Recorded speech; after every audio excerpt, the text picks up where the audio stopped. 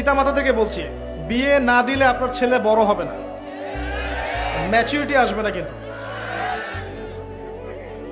আর আপনারা যারা মনে করছেন এটাই খুব মজার একটা বিষয়, করার পরে বুঝবেন যে লাইফ কাকে বলে। ঠিক আছে, করার পরে বুঝবেন যে জীবন কি জিনিস। মাঝে মাঝে মনে হবে আগেই ভালো ছিলাম। আচ্ছা, তারপরেও করতে হবে, কারণ এটা আপনার চরিত্রকে হেফাজত করবে। সাহাবীরা জিজ্ঞাসা করেছিলেন, ইয়া রাসূলুল্লাহ সাল্লাল্লাহু আলাইহি ওয়াসাল্লাম, আমরা স্ত্রীদের কাছে গেলেও কি নেকি পাবো? নবীজি বলেছেন, হ্যাঁ, যদি তুমি এই কাজটা অন্যায়ভাবে কারোর সাথে করতে, তোমার কি জেনা হতো না? সাহাবীরা বলেছেন, হ্যাঁ, জেনা হতো। তাহলে স্ত্রীর কাছে গেলেও তুমি নেকি পাবে। এটা চরিত্র পবিত্র করবে, ম্যাচুরিটি বাড়াবে। বয়স, সরকারি হিসেবে বয়সটা হয়ে যাওয়া জরুরি, এবং রিজিকের সোর্স থাকা জরুরি। হালাল রিজিকের সোর্স না থাকলে বিয়ে করতে যায় না।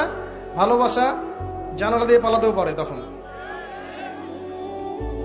তবে এতটুকু এনশিওর করতে চাই আপনাকে, যদি কেউ চরিত্র হেফাজত করার জন্য প্রাপ্তবয়স্ক হওয়ার পরে বিয়ে করে, আল্লাহ রিজিকের ব্যবস্থা করে দিবেন ইনশাআল্লাহ।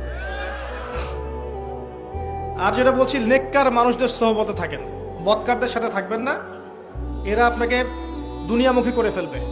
আপনি নেককার মানুষদের সাথে থাকেন, আল্লাহর পথে সময় দিবেন, নামাজে যাবেন, তালিম করবেন, ইসলামিক আদর্শের সাথে থাকেন, চরিত্র হেফাজতে থাকবে ইনশাআল্লাহ। এবং নিজের জীবনের টার্গেট ফিক্স করেন, আপনি রাষ্ট্রকে কি দিতে চাচ্ছেন, জাতিকে কি দিতে চান, উম্মাকে কি দিতে চান, একটা প্রজেক্ট লঞ্চ করেন, কাজে ব্যস্ত থাকেন, ইনশাআল্লাহ শয়তানি বিষয়গুলো মাথায় স্থান পাবে না।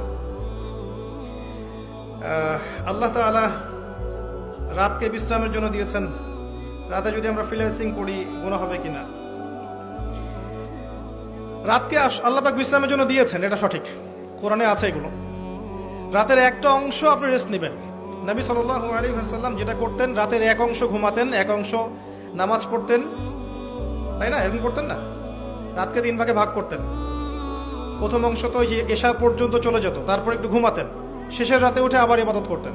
রাতের একটা অংশ আপনি ঘুমান, বাকি অংশে কাজ করলে কোনো সমস্যা নেই ইনশাআল্লাহ। তবে কাজটা হালাল কিনা সেটা একটা ব্যাপার। এই কাজটার মধ্যে যদি হারাম কিছু থাকে তাহলে করা যাবে না।